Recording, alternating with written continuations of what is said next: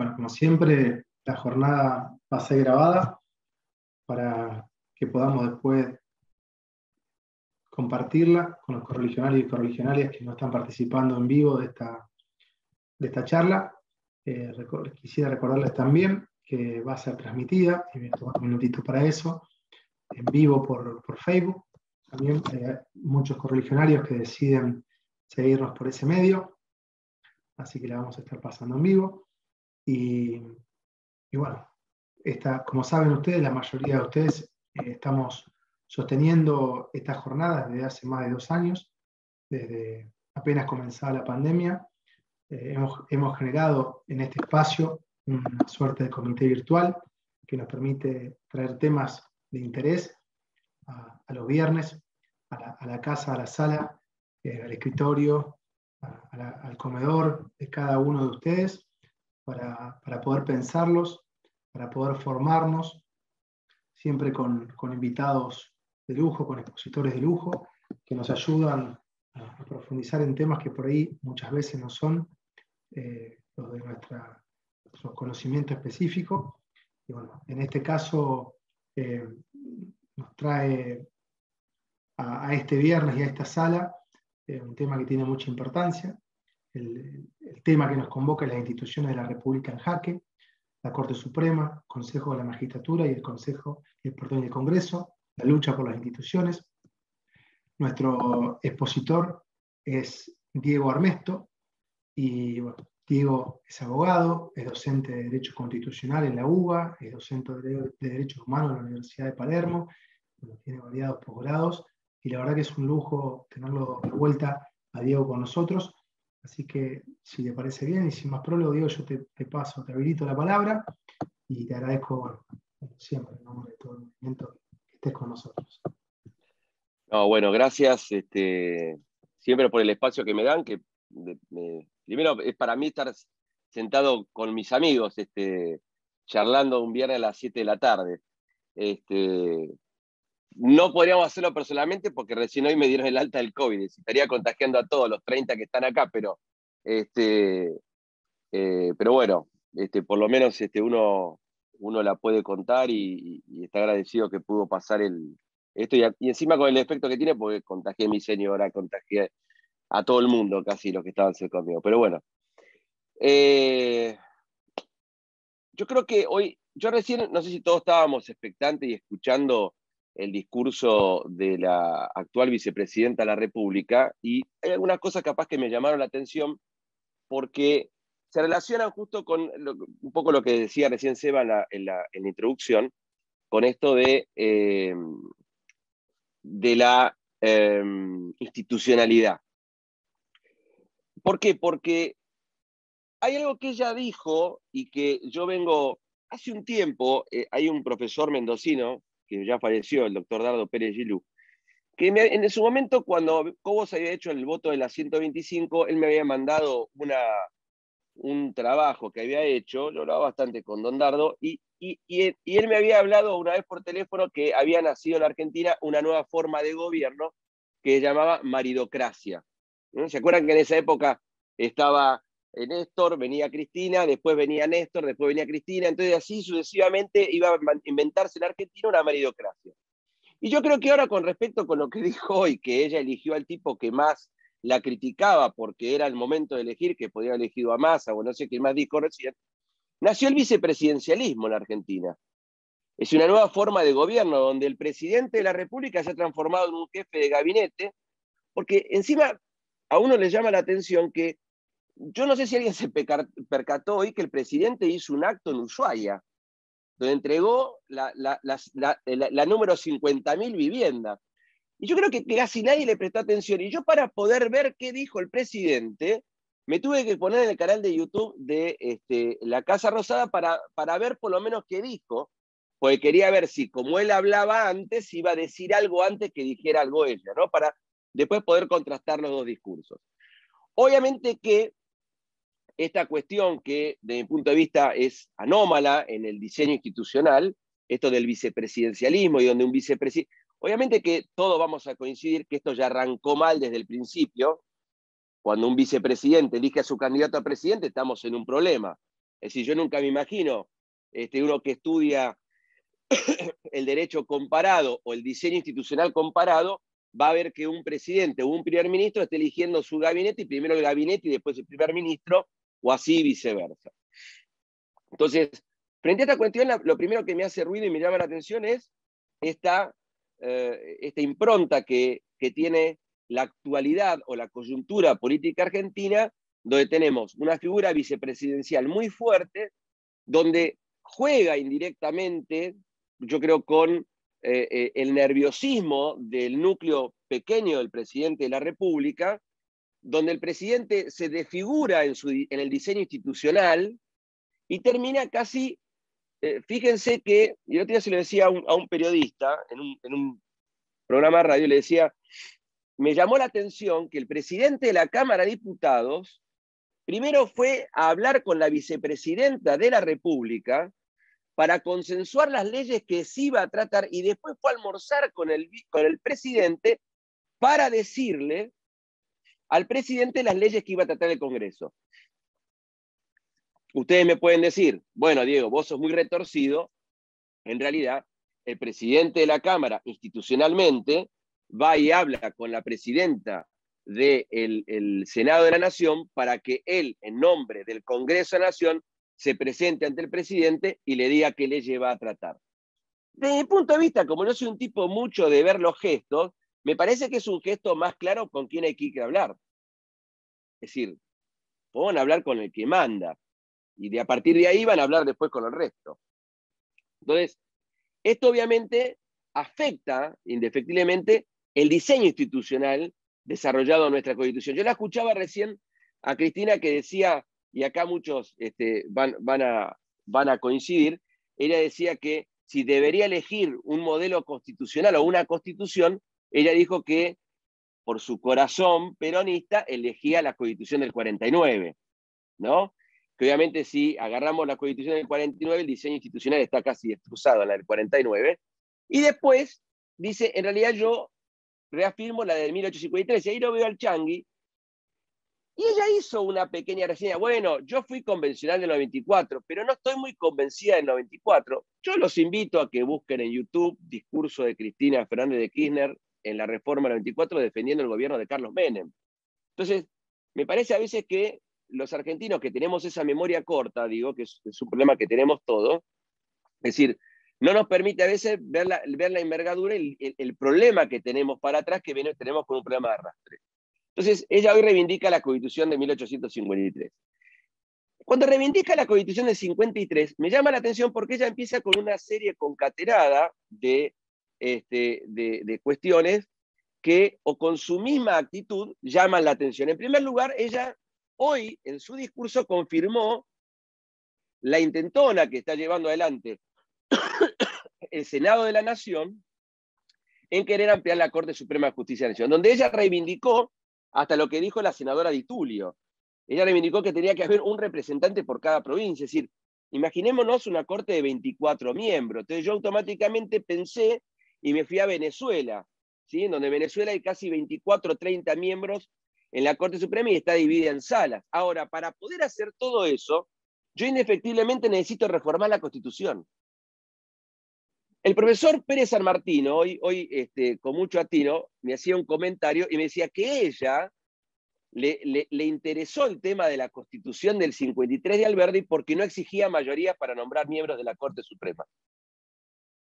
Y si ustedes imagínense, si nosotros no tuviéramos el freno de los 2/3 para designar los ministros de la Corte, que ella hubiese hoy tenido la cantidad de miembros de la Corte que quisiera, porque no necesita indefectiblemente de los 2/3 como tiene hoy abroquelado el sistema dentro del mismo Senado. Por eso es también gracioso cuando se ponen a discutir, que yo digo que es fulbito para la tribuna, cuestiones como ampliar la Corte Suprema de Justicia de la Nación, cuando todos sabemos que al día de hoy ni siquiera pudieron designar al Procurador General de la Nación porque no tienen los 2/3.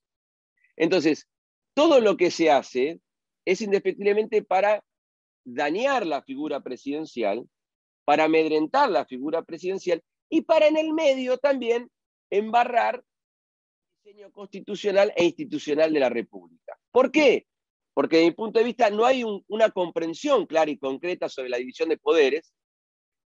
Si vemos la serie concatenada de ataques al presidente de la República, y van a terminar creyendo que estoy defendiendo al gobierno de Fernández, pero creo que una posición clara del radicalismo siempre fue defender la institucionalidad, y creo que la figura presidencial es importante en darle el espacio y el lugar que le corresponde. Entonces, automáticamente me lleva a pensar que esto de esmerilar constantemente a la figura presidencial tiene un solo objetivo, que es hacer lo mismo con el Ejecutivo, que es lo mismo que quieren hacer con el Poder Judicial. Tener un Poder Judicial o un Poder Ejecutivo sumiso, que diga todo que sí, que no controle, que no ejerza las facultades y el poder que le da la Constitución, y que en esta misma instancia también le pega indirectamente al Congreso de la Nación. ¿Por qué? Porque en el diseño institucional, y esto yo me voy a ir al año 2009, en el año 2009, cuando se gana la elección de medio término, que todos se acuerdan que la ganó de Narváez, que se la ganó a Kirchner, Scioli y Nacha Guevara, y Massa, no nos olvidemos de Massa, que también estaba ahí. Cuando se arma el grupo A en aquel momento, la Cámara de Diputados de la Nación, que creía que todos se comían los chicos crudos porque tenían mayoría, fíjense que solamente hubo 4 sesiones sobre tablas. En esas 4 sesiones sobre tablas hay una sola que se aprobó un proyecto que podríamos decir que era trascendental institucionalmente, que era modificar la ley que regula los decretos de necesidad de urgencia y la delegación legislativa, cosa que en el Senado de la Nación murió. En el diseño institucional que tiene hoy la República Argentina, hoy la escuchaba también hablar y despotricando el sistema de la boleta única. Y bueno, Sebas, el Changui, Alicia, y bueno, y hay otros amigos santafesinos que lo usan hace mucho en Santa Fe y también lo usan los cordobeses. Claramente lo que denota es que existe una intención, y más se vio claro ayer con los 116 votos que votaron en contra, en tampoco que funcione la institución Congreso. ¿Por qué? Porque, y acá voy a explicar la diferencia entre el 2009 y este 2022. En el 2009, cuando se constituyeron las comisiones, que se constituyó porque la Cámara exigió que se constituyeran las comisiones, la distribución se hizo conforme a los grupos. Grupo A, Grupo B, Grupo A estaba toda la oposición, Grupo B estaba el Frente para la Victoria de aquel momento, hoy Frente de Todos. Pero se le dejó en la cabecera de cada una de las comisiones la presidencia al Frente para Todos. En ese momento al Frente para la Victoria. ¿Qué pasó? Fellner, en la inteligencia, cada vez que ingresaba un proyecto, hacía giro a las comisiones donde la cabecera era del Frente para la Victoria. ¿Qué pasaba con esos proyectos? Nunca se trataban. En la actualidad, como la conformación de la Cámara, el número no le da para hacer lo mismo que hicieron en el 2009, ¿qué hace Massa? Y esta es otra afectación a las cuestiones institucionales, a la institución Congreso. Él automáticamente diseña un sistema donde no constituye las comisiones del Congreso. Entonces el Congreso no trabaja.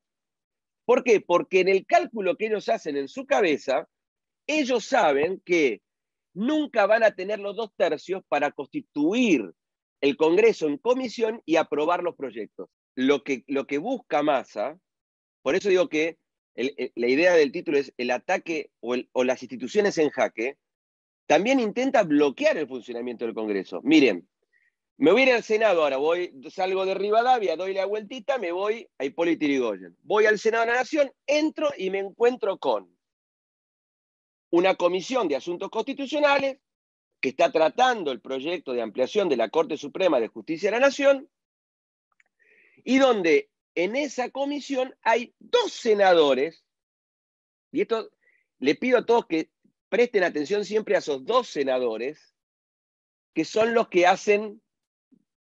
son la llave. El de Río Negro, y no se rían porque no me acuerdo bien cómo se pronuncia el apellido, pero creo que es Hueritirlik, algo así. Y otra, que es una senadora que reemplaza a nuestra senadora radical de La Rioja, que se llama Clara Vega, ¿sí? Que presentan 2 proyectos de modificación de la ley de la Corte Suprema.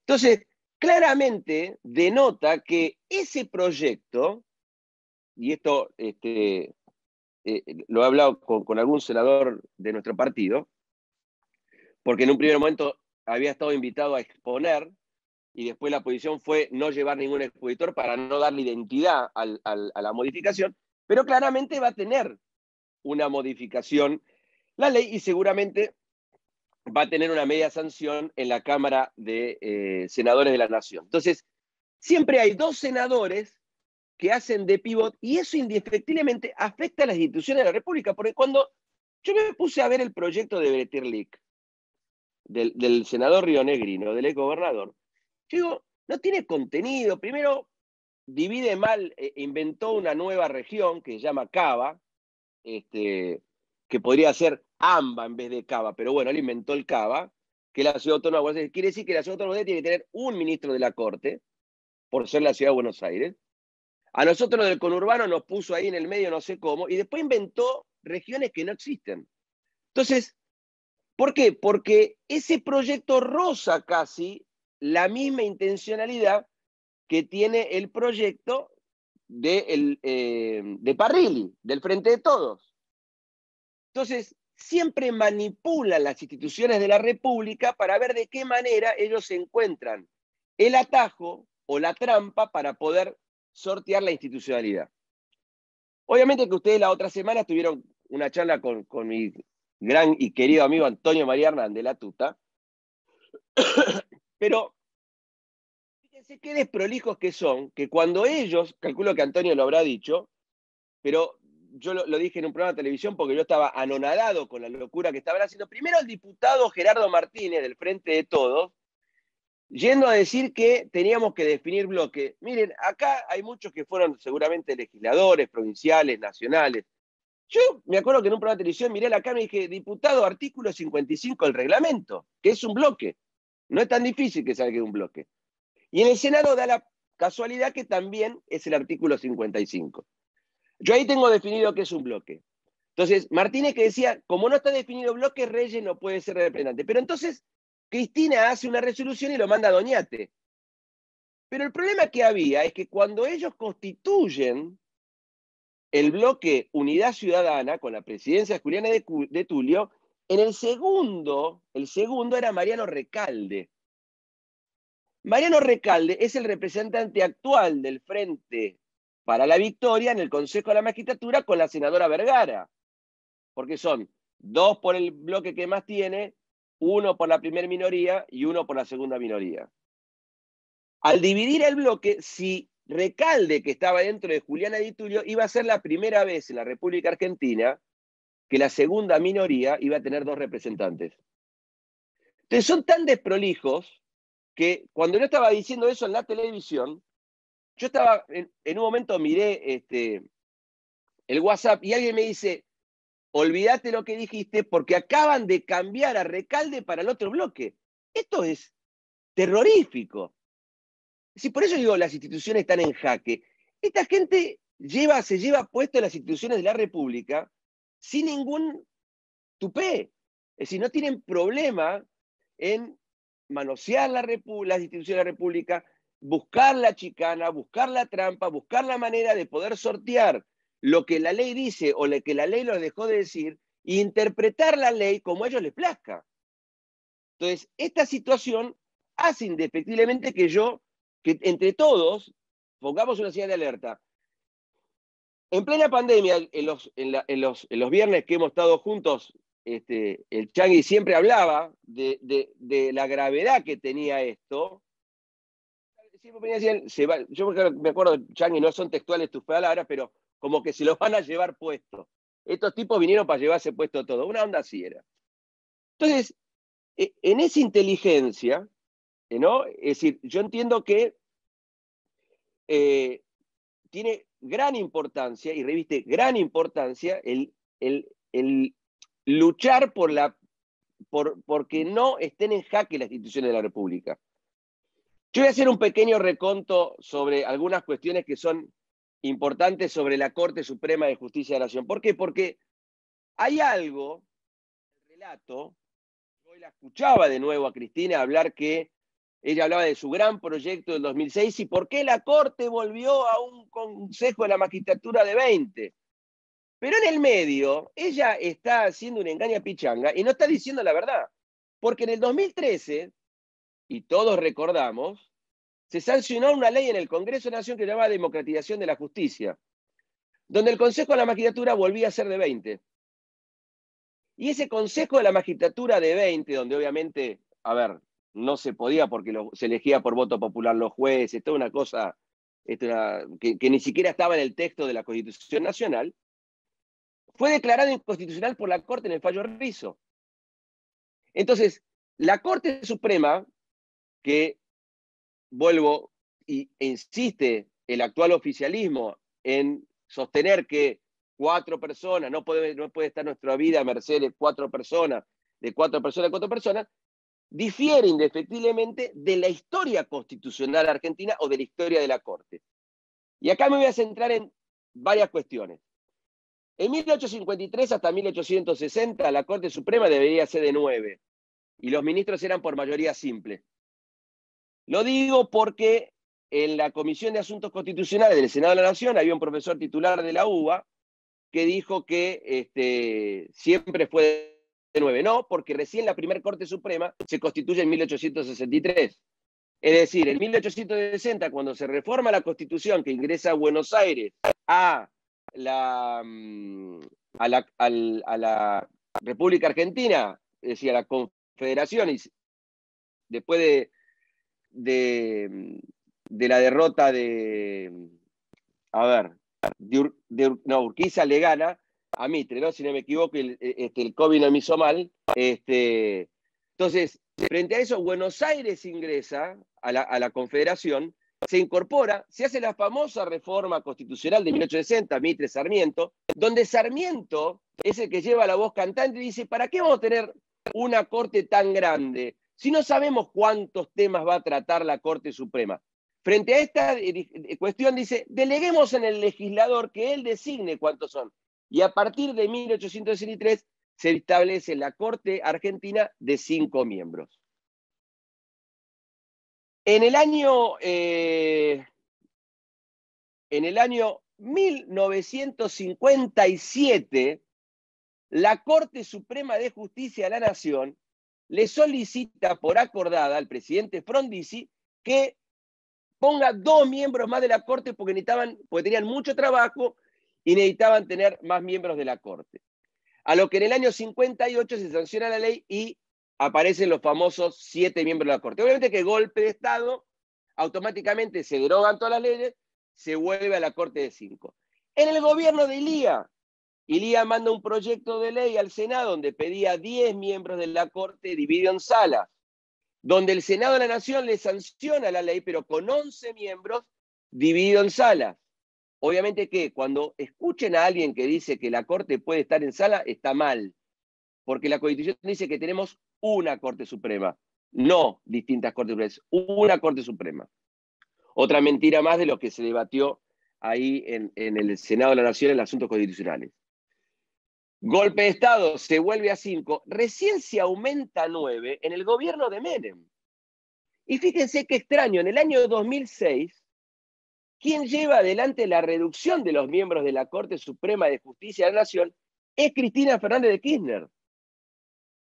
Y más, Cristina Fernández de Kirchner, y si no me equivoco, el 22, creo que era el 22 del 11 del 2006. Después, Seba, te lo mando porque tengo resumido el debate cuándo fue. Ella dice varias cosas. Una de ellas es que buscando la discusión histórica y constitucional en la Argentina, no hay otra manera que la Corte Suprema, para cumplir con la historia constitucional, tenemos que tener una Corte de 5.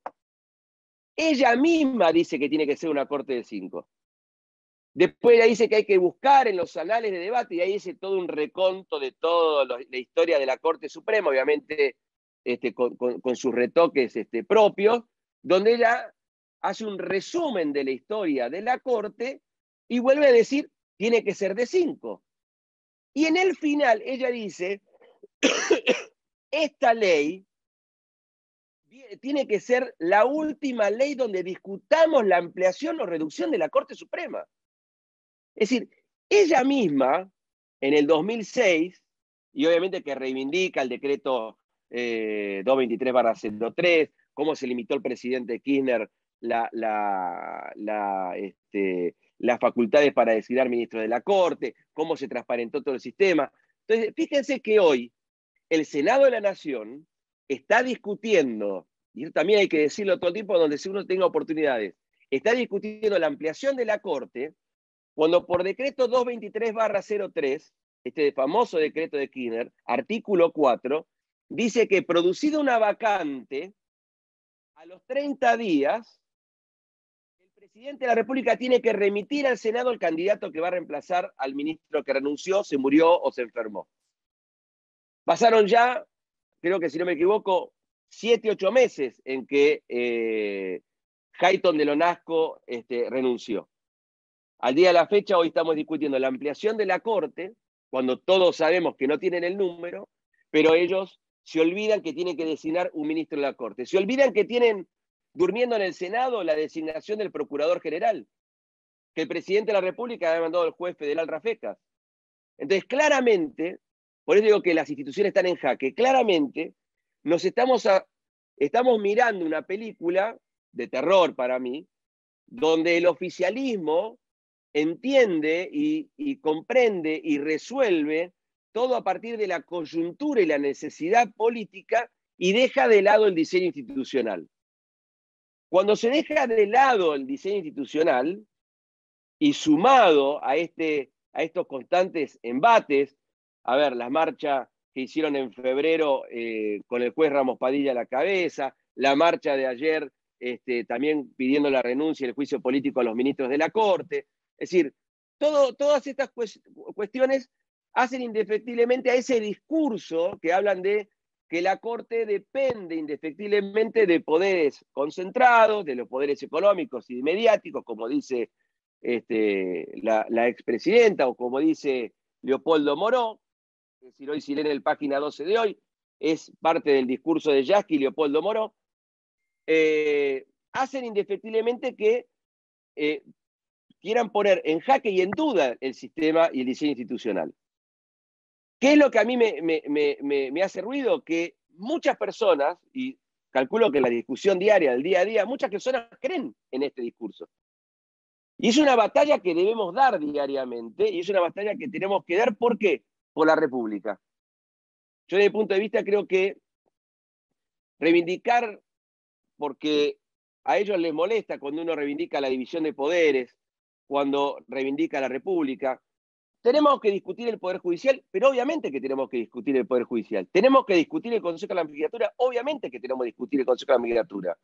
Pero ¿cómo lo tenemos que discutir? Desde la objetividad de dar un diseño que de tal manera conlleve a que sea a largo plazo. El Changi fue convencional constituyente en el 94. Yo, y él lo sabe, tengo muy buena relación con la Tuta Hernández y con algunos otros, con el Negro Yoma, en su momento falleció, pero con Rodolfo Ponce de León. Y cuando uno habla con los ex convencionales, a veces a mí que me gusta mucho, ya le pregunta, ¿y por qué no le pusieron número al Consejo de la Magistratura? Y el otro día lo explicó muy bien Rosati y decía, porque no nos poníamos de acuerdo. Entonces buscamos la palabra equilibrio, que creo que fue, ya les digo por lo que tengo acá en un libro, el convencional de La Plata, Quiroga Lavie. Siempre Quiroga Lavie fue el miembro informante y hablaba de la palabra el equilibrio. Entonces, como no se ponían de acuerdo con un número, entonces, ¿cómo nos vamos a poner de acuerdo con un número de ministro de la Corte? Entonces, uno tiene que entender, y con esto voy a terminar, que cuando las instituciones están en jaque, está en jaque la República. Y si está en jaque las instituciones de la República, estamos en jaque todos nosotros como ciudadanos. ¿Por qué? Porque no vamos a tener los resortes que necesitamos para poder hacer efectivo cuando hay una violación grave de derechos. La idea central de ellos es dominar la justicia. Yo siempre uso la misma frase y voy a decir, siempre dice lo mismo, Arbesto, pero como decía Calamandré, cuando la política entra a tribunales, la justicia sale por la ventana. Uno tiene que pensar en el diseño del futuro. Yo creo que la Unión Cívica Radical tiene mucha historia institucional, tiene mucha historia para atrás, pero también tiene mucho futuro, ¿no? Es decir, yo creo que lo hago en Sebastián, que pero tiene dirigentes jóvenes que sé que pueden llevar adelante ideas y propuestas y pueden, ya le estoy candidateando, Sebastián, ¿viste? Pero necesitamos tener esta idea central donde no podemos permitir que por un capricho, por una coyuntura, por una situación especial, por una situación particular, nos hemos acostumbrado a que el Congreso de la Nación sea, como dice Gargarella, ¿no? Que sea la escribanía del Poder Ejecutivo. Nos estamos acostumbrando a que aparezcan personajes simpáticos en la televisión y que digan 40.000 estupideces y nadie les diga nada, porque tenemos un problema también educativo. ¿Sí? Cuando yo escucho a alguien que dice abiertamente en la televisión hay que dinamitar el Banco Central, digo, este tipo no leyó la Constitución. Porque nunca abrió la Constitución ni vio el 75.6, que también fue obra de la reforma del 94, que le pusieron al Banco Central Banco Federal. Pero todos entendemos que el único que puede emitir moneda es el Banco Central. Cuando hablan en contra de las universidades, no leyeron la cláusula del progreso del 75.19 y 75.20. Cuando hablan en contra del progreso, no leyeron el 75.19. Cuando hablan en contra de las... a ver, puedo dar millones de ejemplos, pero ahora se me escapan porque constantemente estoy pensando, si me lo cruzo a este tipo en un programa de televisión, le voy a decir todo esto, pues se lo quiero decir. Porque me denota claramente una desaprensión hacia las instituciones de la República. Porque no es solo del oficialismo, es constantemente el ataque que existe a las instituciones. Entonces, como le dije recién, el Consejo no funciona, la justicia no funciona, el Poder Judicial no funciona. Se nos ríen en la cara porque un tipo va y risueñamente sortea su dieta porque dice que la dieta es mala. Entonces, claramente, y después encima repiten esas locuras y empieza a hacer mella en la sociedad esta idea que las instituciones no sirven. Entonces, eso me lleva indefectiblemente, me voy a ir un poquito a Max Weber, donde él hablaba de esta idea de la masa y lo popular, la masa y la relación con el líder, que hoy se transformó en lo que llama el populismo. Entonces, ese populismo puede ser de derecha, de izquierda, del color que le quieran, como recién Cristina decía que el capitalismo no es más de Estados Unidos o de China, ha perdido toda ideología porque China es más capitalista que los Estados Unidos, y es verdad, nadie lo puede negar, todo lo que tenemos en la mano, algo chino tiene. Entonces, claramente, lo que yo veo es en peligro, y por eso digo que está en jaque las instituciones de la República. No solo por esta pelea tan fuerte y tan degradante entre la vicepresidenta y el presidente, y entre la interna propia que tiene el oficialismo, sino que también estamos viendo distintos actores que están articulando alrededor de la idea central que las instituciones no sirven. Entonces yo no me imagino una Argentina sin instituciones. No me imagino una Argentina sin la Constitución. Entonces yo creo que es obligación de todos y creo que es importante que todos reivindiquemos las ideas que hicieron fuerte a la Argentina, ¿no? Es decir, esa idea de el diario de Mayo, las ideas. El otro día yo leía una linda nota, no sé si alguien la vio, en el diario La Nación sobre Leandro Alem, ¿no? Aunque días anteriores, no sé si vieron Infobae, que Vanegas Lynch comparaba a Milei con Leandro Alem, es decir, y me llamó la atención que ningún radical con prosapia haya salido a contestar esa nota, porque me llama la atención estas ideas que nos quieren mostrar como revolucionarias, pero que indefectiblemente son más del populismo, que afectan indefectiblemente a las instituciones de la República. Por eso, para no hablar más y no robarle más tiempo de este viernes, la idea central es militar la República, militar las ideas de la libertad, defender las instituciones de la República y principalmente defender cada institución que hace al funcionamiento de la Argentina. Es decir, más allá de la crítica que uno puede hacer, porque como yo les dije, yo puedo criticar, y acá seguramente muchos, cada uno en su sector puede criticar y puede hacer las críticas que quiera. Obviamente que la justicia hay que reformarla, pero la justicia no es como Doropi nada más. Hay 950 jueces federales en toda la Argentina. No sé cuántos jueces provinciales puede haber con todas las provincias de la Argentina. Si no, no podemos entrar solamente porque un fallo salió a favor mío y un fallo salió en contra, si está bien o está mal, y si voy y le tire piedra, no. Hay que defender las instituciones de la República. Porque cuando se pone en jaque las instituciones de la República, corre peligro la democracia. Muchas gracias. Muchísimas gracias a vos, Diego. La verdad que es súper claro. Y creo que todos acá vamos a coincidir con lo que estás planteando.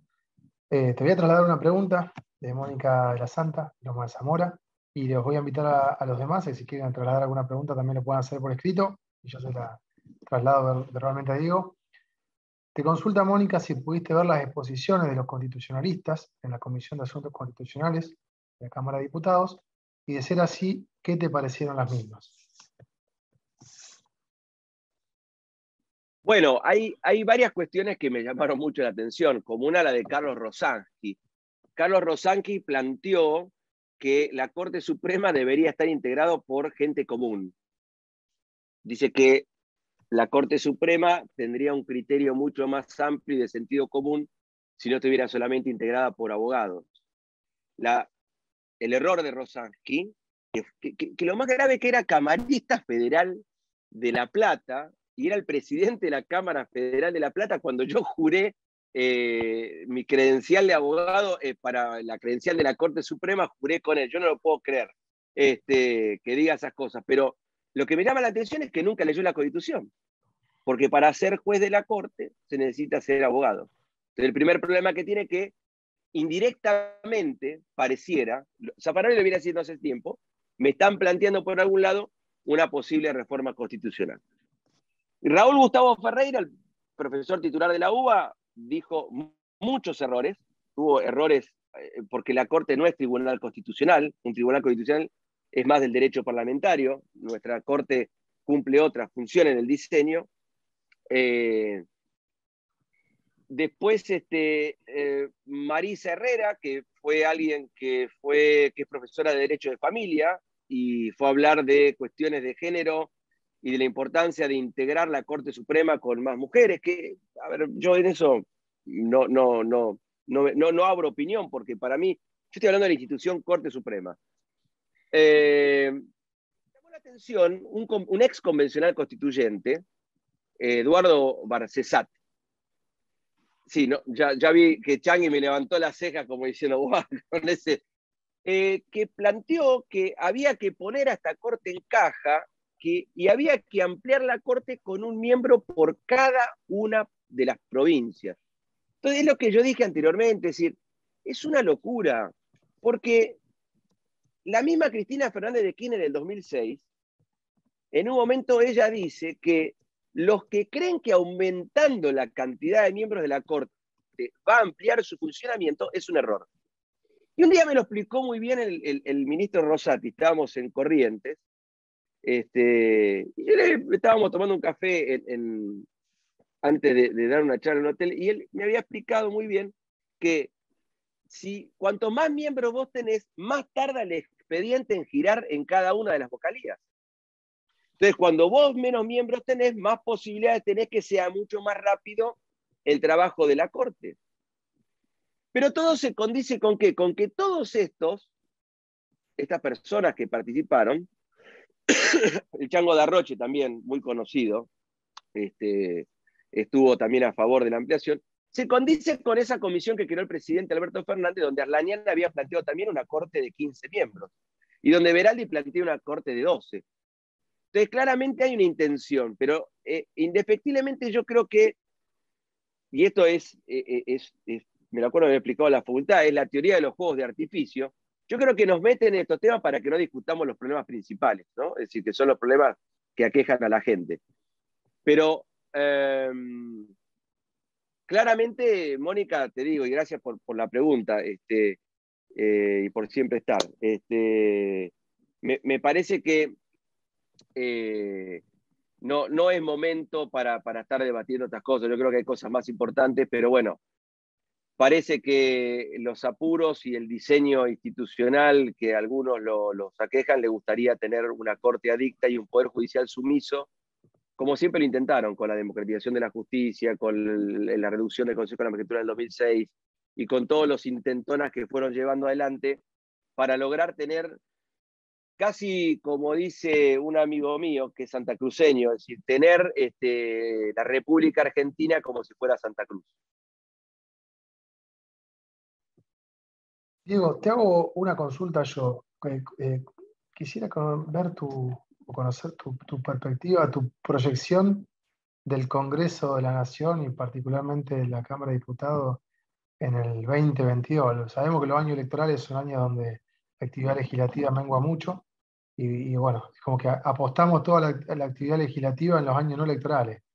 Y bueno, vos comentabas un poquito la filosofía que aparentemente está teniendo el oficialismo en relación a la designación de autoridades, de comisiones y demás. Así que me gustaría si puedes profundizar un poquito más en eso. ¿Qué podemos esperar del Congreso este año?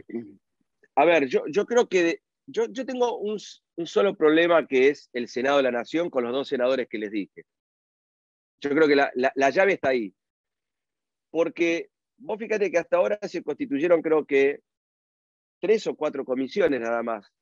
Cuando hay un tema que interesa, la oposición trata de forzar una sesión especial, se sientan con Massa y Massa convoca. Fíjate que en esta semana tendría que haberse sancionado o darse media sanción a la modificación de la ley de alquileres. Y se había dado un plazo de 30 días.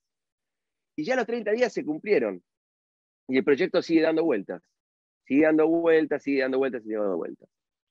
Esto de la boleta única también, yo lo estoy hablando por WhatsApp con algunos periodistas, les decía que me daba la misma sensación que iba a ser lo mismo que alquileres, iba a dar la vuelta, iba a dar la vuelta, iba a dar la vuelta. ¿Por qué? Porque los plazos, acordémonos que el periodo de la Cámara va del 1 de marzo al 30 de noviembre, el ordinario. Entonces, si yo cuento los plazos 30 días, yo para el 30 de mayo, 1 de junio, tendría que estar aprobando o dando media sanción al proyecto de boleta única o la de alquileres. Eso pasaría al Senado. En el Senado, acuérdense, 35 y 35, hay 2 que están siempre dando vuelta. Esos que dan vuelta, como le da el telefonito cuando mandan un mensaje y empieza a dar vuelta, bueno, es lo mismo, son 2 senadores. Pueden dar vuelta y pueden hacer que no tengas la posibilidad del tratamiento en el Senado. Entonces, una vez más, el Congreso de la Nación va a terminar empantanado, como pasó en el 2009. En el 2009, eso después te voy a mandar un trabajo que yo hice sobre el periodo 2009, porque está bien especificado cuántas sesiones especiales se convocaron, y todas eran sesiones en minoría. ¿Por qué? Porque después la oposición no se pone de acuerdo. Cuando empiezan las rencillas internas, y que encima que vieron que en la Cámara de Diputados la gran mayoría de todos se creen candidatos a presidente, el problema que uno tiene es que empiezan las peleas internas y la oposición no va a poder consensuar proyectos en común. Entonces, para mí hay proyectos que deberían salir como si nada.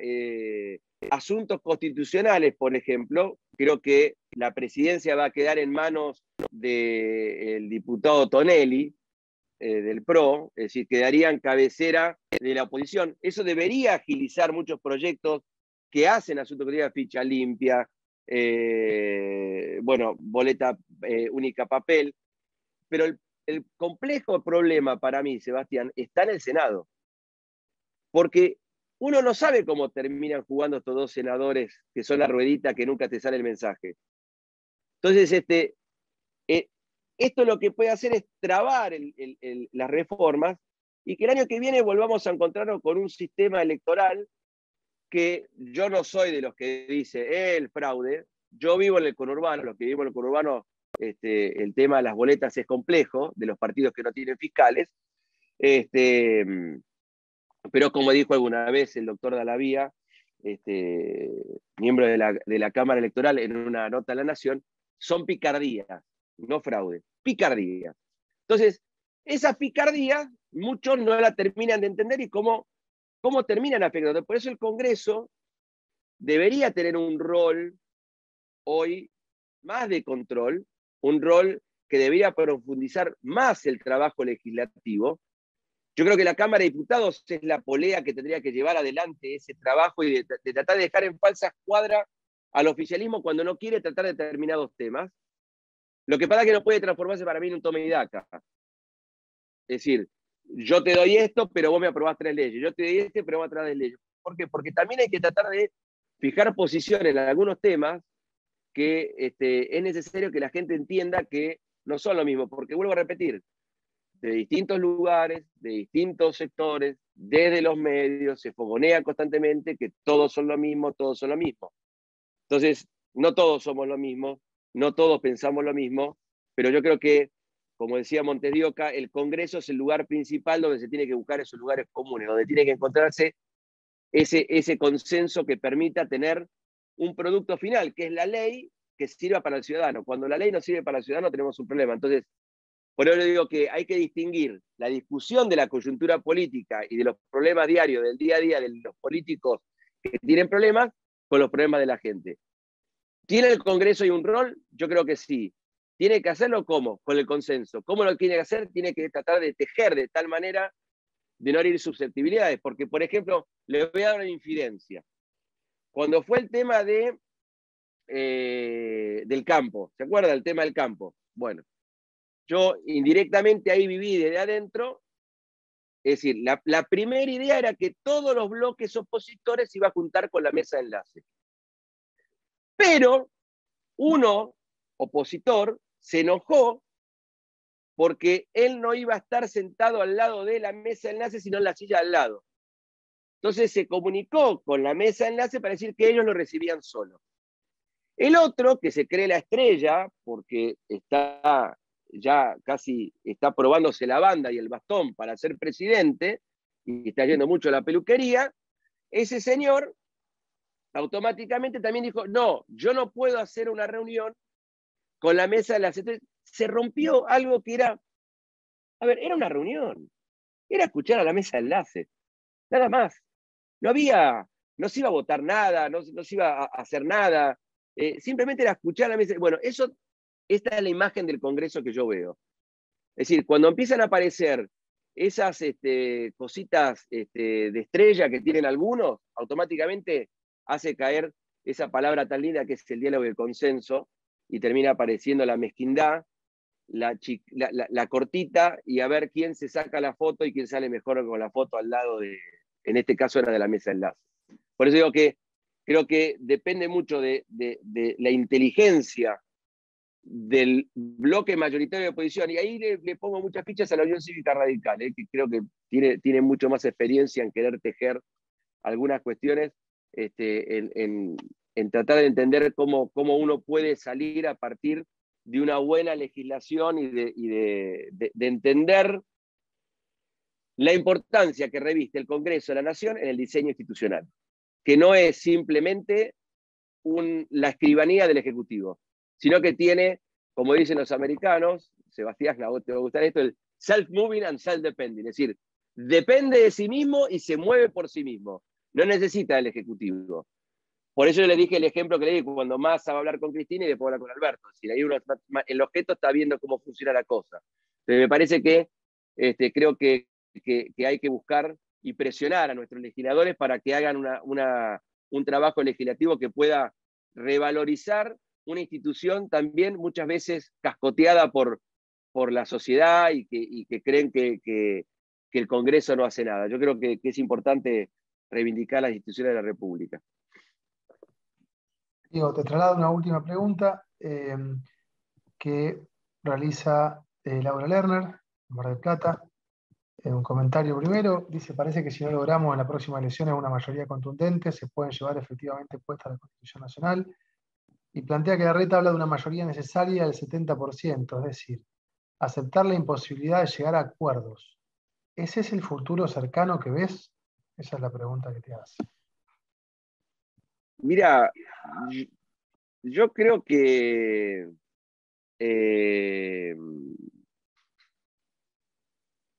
a ver, yo creo que nadie va a sacar el 70.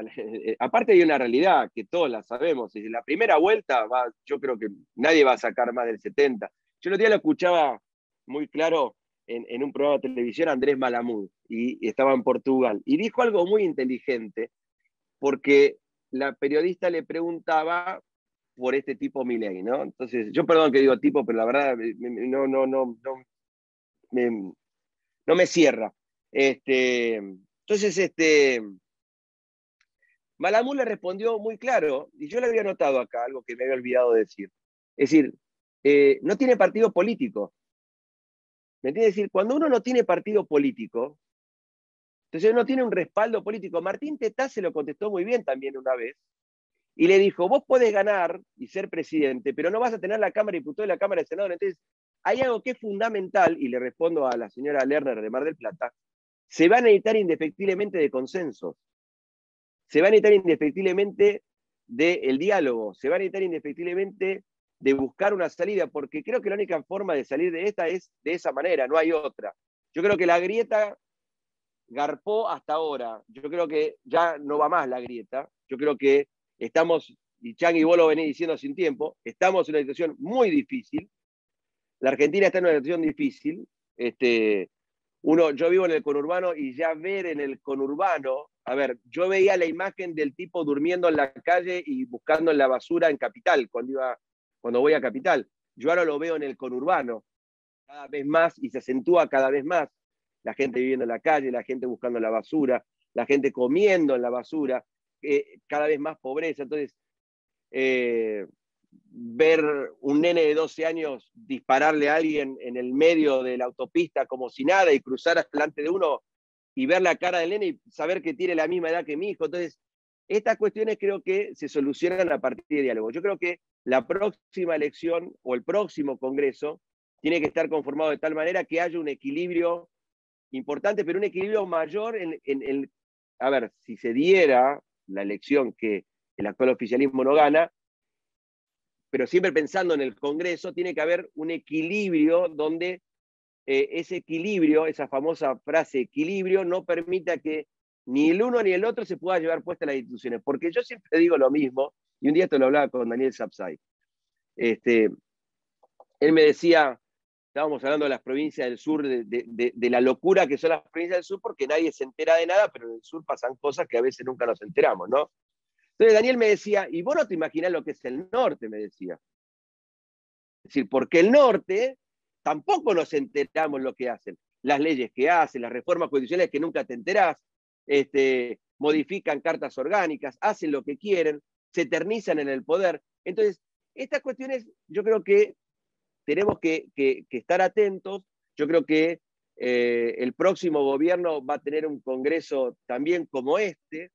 Yo creo que es sano para la democracia que los congresos sean como este, que se trabe el Congreso, pero no hacer oposición por oposición misma, es decir, o la oposición boba. Es decir, yo creo que hay que hacer una oposición inteligente y hay que buscar efectivamente los mecanismos y los canales de diálogo entre los distintos actores. ¿Para qué? Para tratar de alguna vez tener un país un poquito normal. Y yo tengo 2 nenes, bueno, Seba también tiene nenes, muchos deben tener hijos, nietos, que el diálogo con yo lo hablo de mí, que el diálogo con mi hija de 15 no sea, papá, ya apliqué para pedir una beca afuera, con 15 años. Es decir, que ese no sea el diálogo, sino que el diálogo sea, che, papá, voy a ir a estudiar a tal universidad, tal cosa, porque me interesa, porque indefectiblemente ve futuro. Entonces, cuando la generación, nuestros hijos empiezan a pensar que ven que no hay futuro, y se empieza a complicar. Entonces, yo creo que acá hay una gran responsabilidad de la clase dirigente.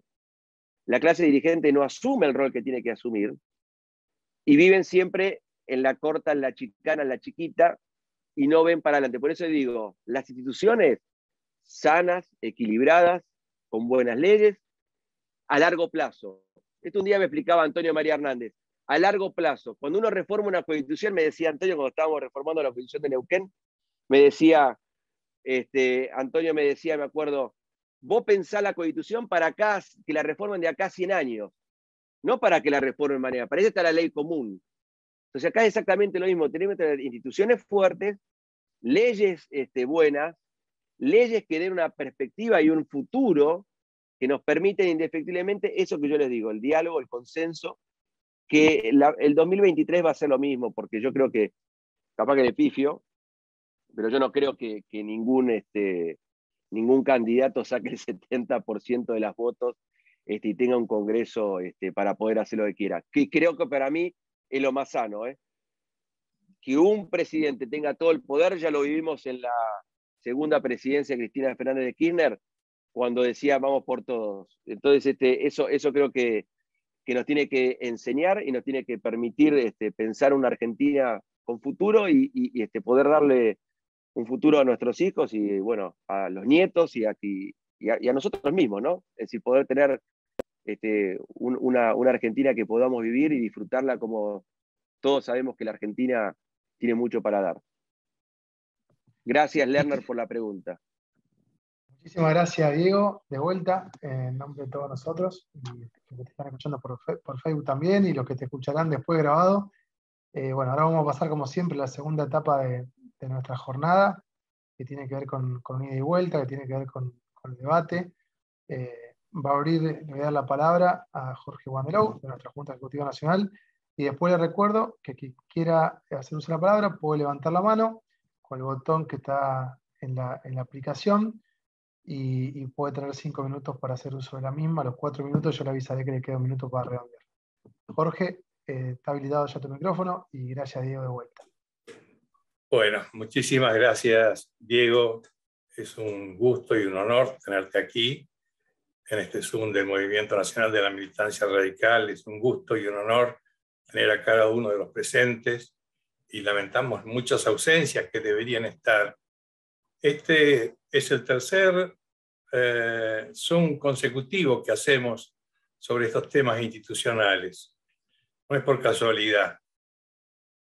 Sin resolver los temas institucionales no habrá ninguna resolución de ninguno de los temas que aquejan a la República.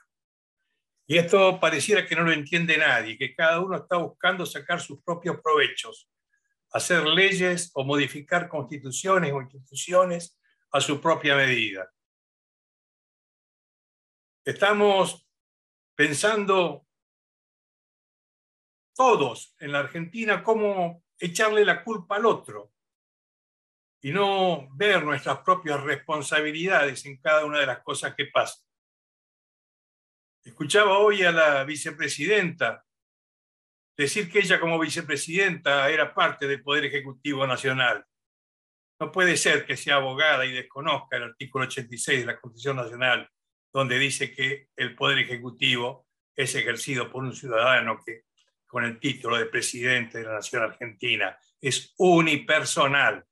Ella tiene la función de presidir el Senado y, en todo caso, si en algún momento le tocara ser presidente de la Nación, en ese momento sería Poder Ejecutivo. Mientras tanto, tiene una función adjudicada por la Constitución, que es la de presidir el Senado. Nada más. Pero también decía la presidenta, tratando de confundir: parece mentira que hoy en la Cámara de Diputados la gran preocupación de la oposición sea tratar esa lista sábana con enormes nombres, con no pocos nombres, encabezando y nada más, mientras hay problemas con los jubilados, con los empleados. Nosotros presentamos, dice, que se aumenten los sueldos de todos. No hay contradicciones, señora vicepresidenta. Usted es una mentirosa, ha mentido permanentemente, está engañando a la gente. No hay, mientras no se respete la Constitución, mientras se haga todo lo posible por obstruir el ejercicio claro de la Constitución, de las leyes, para buscar solamente salir indemne de todas las acusaciones de corrupción y de los delitos que tienen usted y sus funcionarios, no se podrá constituir una verdadera república y seguiremos peleándonos y destruyendo lo que resta de la nación argentina, que es muy poco, señora presidenta, porque con las peleas de todos ya casi ni siquiera somos una nación, porque no tenemos un objetivo común y tenemos que buscarnos. Tenemos que buscar ese objetivo común. Sabemos las cosas que nos han dividido hasta ahora con muchos correligionarios y con muchos de la oposición. Somos muy conscientes de eso y somos muy conscientes de que allá en 2017, cuando convocábamos a distintos sectores y actores partidarios a Setúbal, hacíamos propuestas que tenían que ver con los principios fundacionales del radicalismo, principios fundacionales del radicalismo que tenían que ver con la unidad nacional fundamentalmente, y tenían que ver con la democracia, con la república, con el federalismo. Y todo eso lo seguimos manteniendo. Pero el principio fundacional del radicalismo, aquellos de Alén y de tantos otros, tenía que ver con la unidad nacional y con una democracia que debe ser cada vez mejorada, porque nunca se alcanzan los objetivos totales de la democracia. Y para eso necesitamos buscar los puntos de encuentro, no las diferencias. Para eso tenemos que buscar los puntos de encuentro. Muchos de ellos nos marca la Constitución. Hace como 8 años que no tenemos defensor del pueblo, artículo 85 de la Constitución Nacional, que tiene funciones fundamentales para defender al pueblo de las arbitrariedades del Estado, de la administración, para defender los derechos humanos, para defender tantas cosas. Haría falta ese defensor del pueblo que se niegan a nombrar. Y así como esto, tantas cosas. Y vemos esas ambiciones, esos egoísmos que hacen y desvirtúan la política y hacen aparecer aparentes malevos que dicen que actúan desde la antipolítica para hacer una buena política. Mentira, esos son los más peligrosos. Ya tuvimos ejemplos de quienes decían que venían de afuera de la política, mientras venían de adentro de la política, porque habían sido puestos a dedo para ocupar cargos públicos y desde allí ocuparon esos cargos públicos, no para servir a la República, sino para servirse a sí mismos y a sus propias ambiciones. Hoy está pasando lo mismo y se aprovechan del descrédito de la gente en la política. No va a haber república, no va a haber democracia, no va a haber federalismo si no hay partidos políticos fuertes, con convicciones, con ideales. Y eso es lo que estamos haciendo hoy aquí.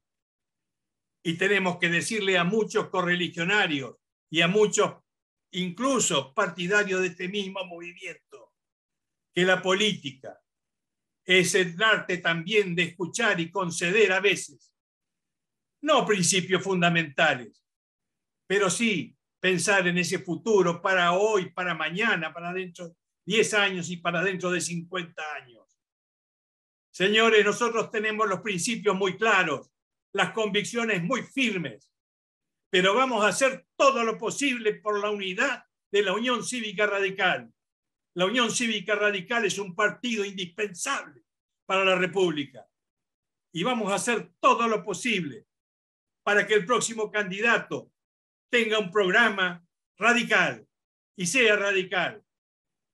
Y tal vez tengamos algunas diferencias con ese candidato, pero él deberá asumir las responsabilidades en nombre del radicalismo y en nombre del pueblo de la República, para que el pueblo de la República lo juzgue y tal vez nos juzgue a nosotros también desde este lugar de alejado de las ambiciones personales por estar apoyando a ese candidato que queremos que sea el candidato de la Unión Cívica Radical.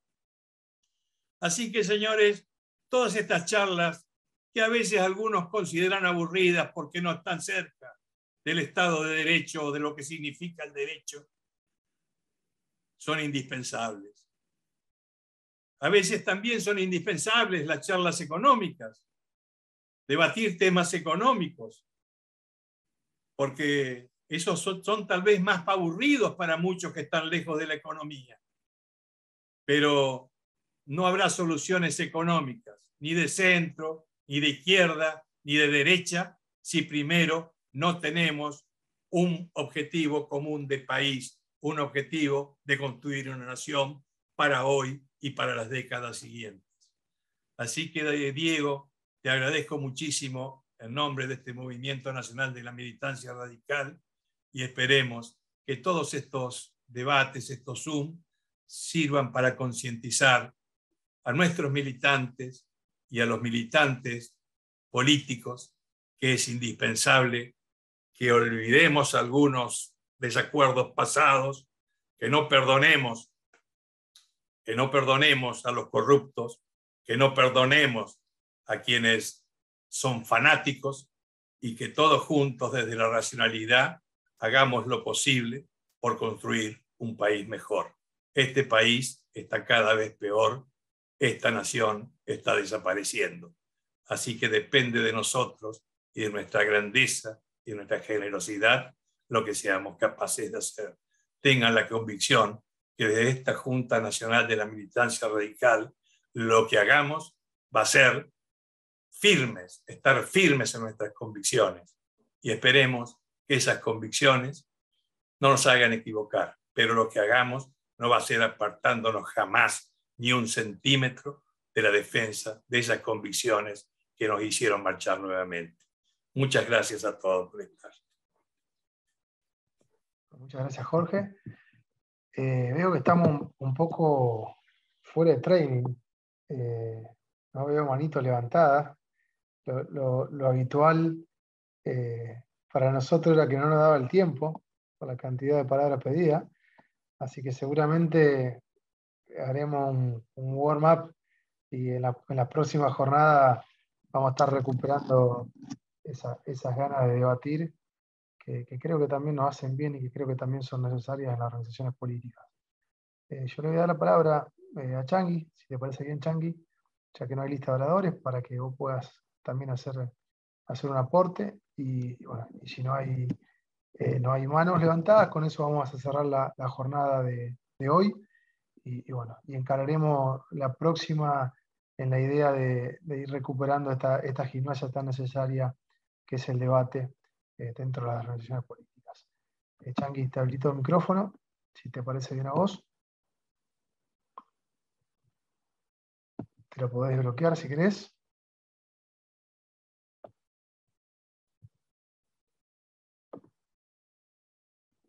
No estamos dando pie con bola con eso. Bueno. Un pequeño aporte de quien habla, y hablando de instituciones también, y hablando del partido. Aparentemente tenemos convocada la Convención Nacional de la Unión Cívica Radical para el 27 de mayo, no están todavía las convocatorias formales. Eso tiene que ver con nuestra propia institucionalidad.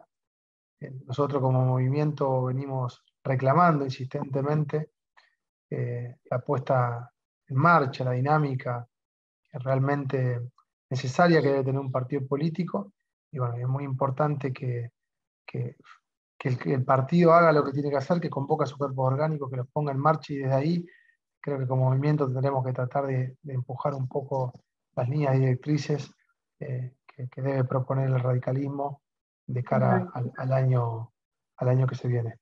Changi, ahí desbloqueó su micrófono, así que te voy a pasar la palabra para que puedas hacer un cierre, ya que no hay oradores en la lista. Bueno, yo no sé si estoy habilitado ahora. Se te escucha, se te escucha. ¿Se escucha? Bueno, la cámara no sé qué pasa, pero se apagó. Pero bueno, sucintamente, por supuesto agradecerle a Diego, que como siempre ha tenido Se te escucha y se te ve, perdón. Se te escucha y se te ve. Ah, bueno, que ha tenido una gran claridad en su exposición, como es habitual.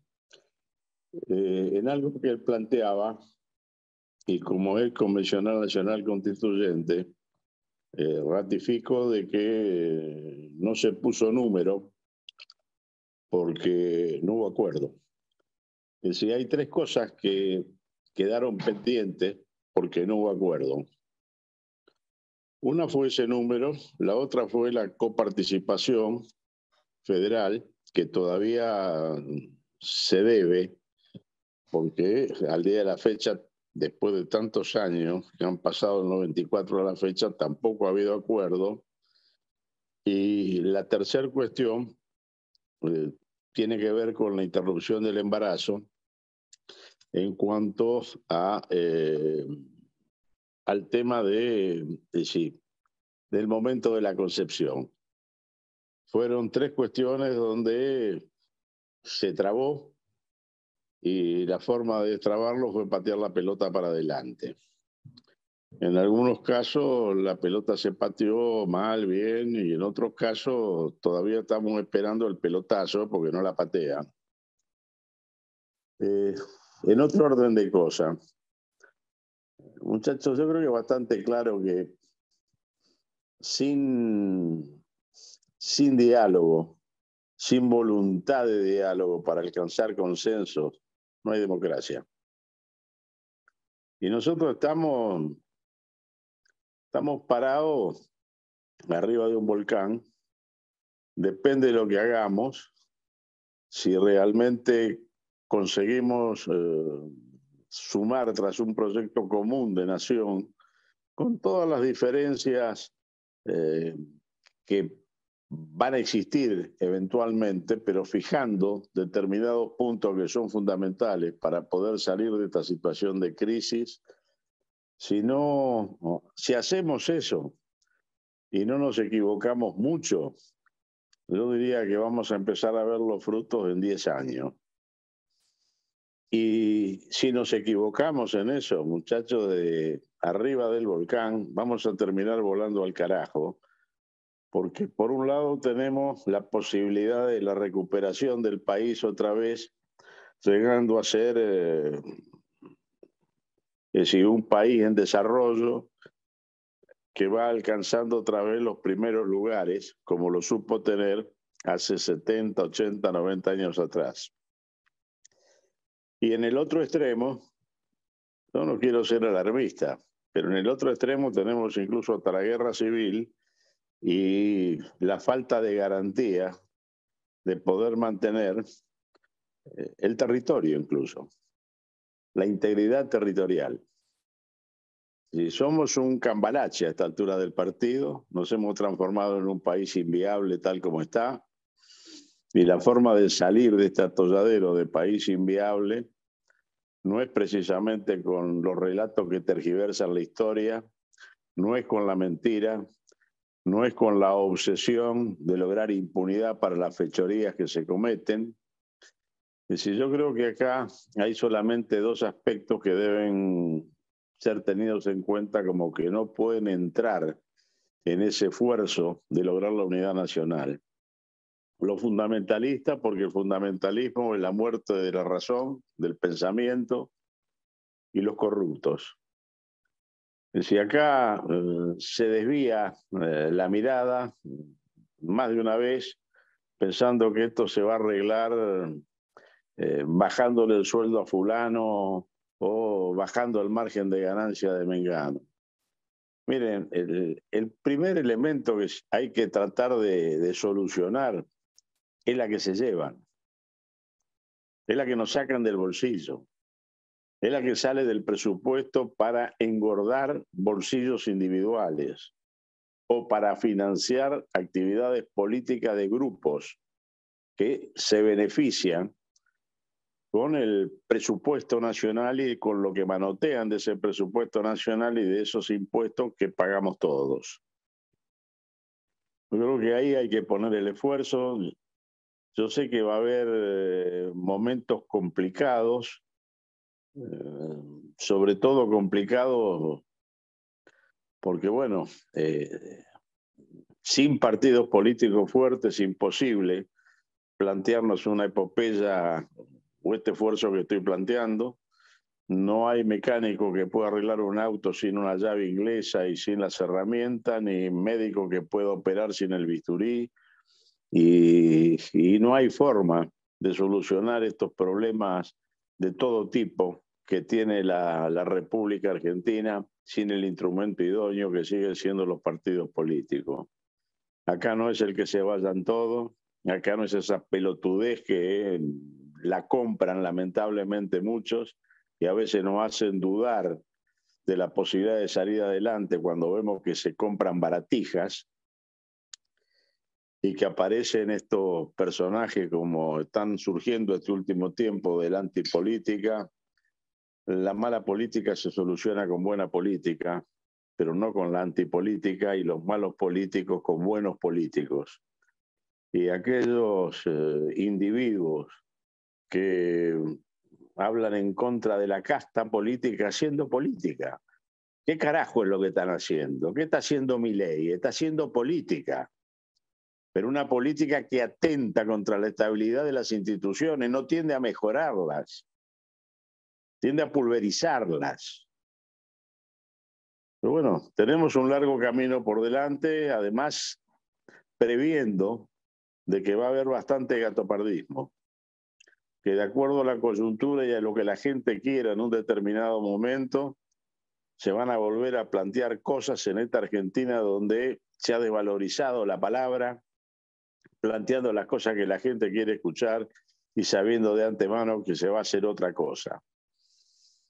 Prevemos que pueda haber gatopardismo, pero no podemos dejar dentro de ese gatopardismo de apoyar las posiciones que creemos y estamos convencidos que son las correctas. Y cuando aparezca la división entre lo que se dijo y lo que se hace, bueno, será el momento de denunciarla y será el momento de salir al cruce. El radicalismo tiene el 27 de